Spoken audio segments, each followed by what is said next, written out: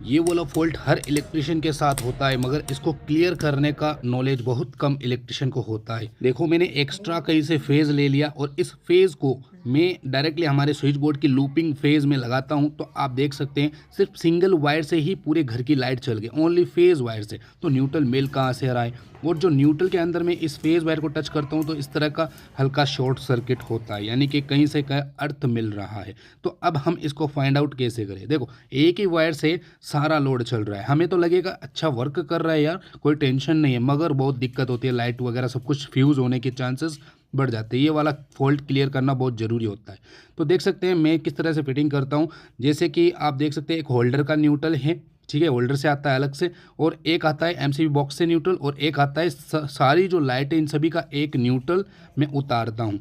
तो देखो, होल्डर के न्यूट्रल में तो कोई फॉल्ट नहीं आ रहा, और एमसीबी बॉक्स वाले न्यूट्रल में कोई फॉल्ट नहीं आ रहा, इसमें फेज़ आ रहा है, देखो आप खुद देख सकते हैं। मगर जितने भी हमारी लाइट है उन सभी का एक न्यूट्रल बनाया है, उसमें फॉल्ट आ रहा है। अब ये फॉल्ट कहाँ से आ रहा है, ये हम आपको फाइंड आउट करके दिखाएंगे और आप सीख सकते हैं। तो मैंने इसको चेन मार्क कर दिया। अब देखो, हमारी जो फोर सीलिंग यहाँ से उतरने वाले जितने भी स्विच बोर्ड है, पहले इन सभी के न्यूट्रल को अलग करके कंफर्म कर लीजिए कौन से स्विच बोर्ड से वो न्यूट्रल फ्री हो रहा है। तो अगर आप जिस स्विच बोर्ड के न्यूट्रल को हटाएंगे और लाइटें बंद हो जाती है तो समझ लेना इसी वायर से। लेकिन किसी भी स्विच बोर्ड में कोई प्रॉब्लम नहीं। मुझे छत के अंदर दो कोपलाइट की वायर मिली और तीसरी कोपलाइट की वायर खो गई, कहीं दिखाई नहीं दे रही थी। बहुत कोशिश करने के बाद भी मुझे वो कोपलाइट नज़र नहीं आई। मुझे लगता है वही वायर पत्तियों के टच हो गया और पत्तियों से उसको न्यूट्रल मिल रहा है। देखो, इस तरीके से ये तार होते हैं, सब ग्राउंड हो जाते हैं छत के अंदर सरियों के माध्यम से। तो मुझे मालूम है कि यहाँ सेंटर में पूरे न्यूट्रल का एकजुट है।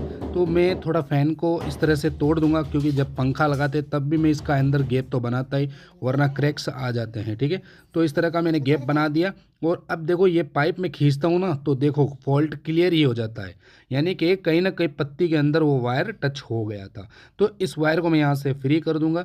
टच नहीं होना चाहिए, टच होने से ग्राउंडिंग और बिजली का बिल ज़्यादा आता है, बहुत ज़्यादा प्रॉब्लम्स होती है। तो याद रहे, वायरिंग और स्विच बोर्ड लगाते समय आपको फॉल्ट पहले से ही क्लियर कर लेना चाहिए। अब आप सोच रहे होंगे कि ये वाला कोप लाइट का वायर कहाँ से आया। पूरी फोर सीलिंग होने के बाद भी मैं वायर निकाल सकता हूँ, ये चीज़ आपको जाननी है तो कमेंट ज़रूर कीजिए। तो आप देख सकते हैं इस वायर में फेज़ आ रहा है, और इसी फेज़ वायर को मैं लूपिंग वायर में कनेक्ट करता हूं तो कुछ भी लाइटें नहीं चलती है। इसका मतलब फॉल्ट क्लियर हो गया, न्यूट्रल कहीं से बैक फ्लो नहीं हो रहा। देख सकते हैं अभी ब्लू कलर के अंदर में मैं टच कर रहा हूं तो कोई भी करंट फ्लो नहीं हो रहा है, शॉर्ट सर्किट नहीं हो रहा।